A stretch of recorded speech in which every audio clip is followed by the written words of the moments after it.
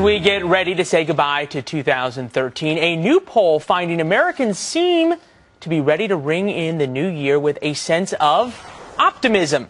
And we are going to take a look at the numbers. 32% believe 2013 was better than 2012. 20% say 2013 was worse.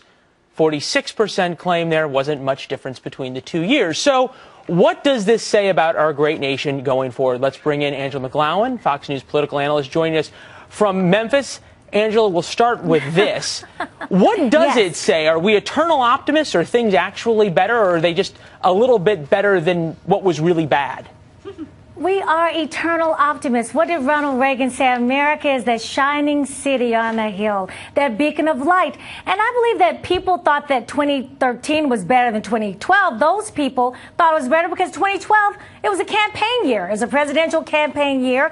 We saw a lot of partisan politics. In 2013, we did as well. But I believe that people are ready to say goodbye to 2012, and they're looking forward to 2013, and they're looking forward to Washington, D.C. doing its job. Speaking of Washington, D.C. doing its job, according to this poll, the single biggest story of 2013 was the rollout of the Affordable Care Act. That was, according to folks, 26% said that was the biggest story. The next biggest story was the death of Nelson Mandela. That only got 8%. But what's interesting is how unpopular it was as a story. The latest popularity polls we have for Obamacare, only 35% approve of it. What can this do to the national psyche in terms of you have something that is so big but yet so unpopular? I was trying to think of the last time there was a law like this that had this much discontent, and you had to probably go back to Prohibition. Probably go back to Prohibition, but here's the rub.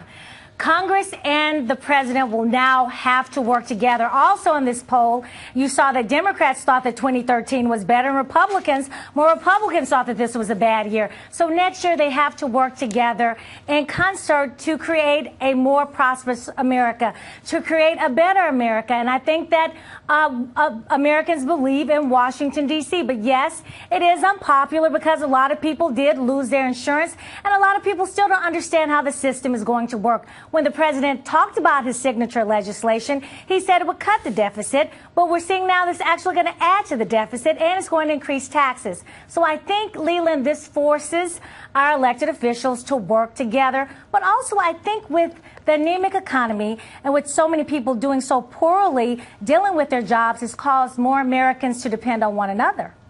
Well, depend on one another may not depend on Washington so much. This year, Congress reached a new low in its approval rating, just 9%. That happened back in November. So is Congress going to be able to work together in 2013, or are we a country that is just blissful yet divided?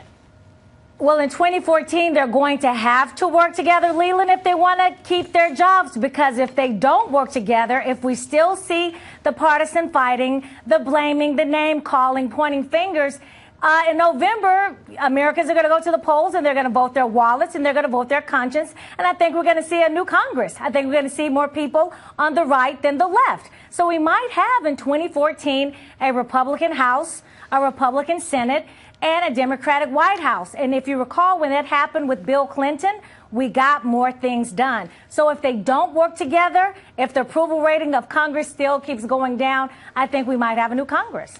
Well, we will see what happened. But before the elections, there's Memphis in May, which is some of the best barbecue in the world. You got to be excited about that. Angela McGlowan, thanks for joining us from Memphis. Happy day after Christmas. Harris?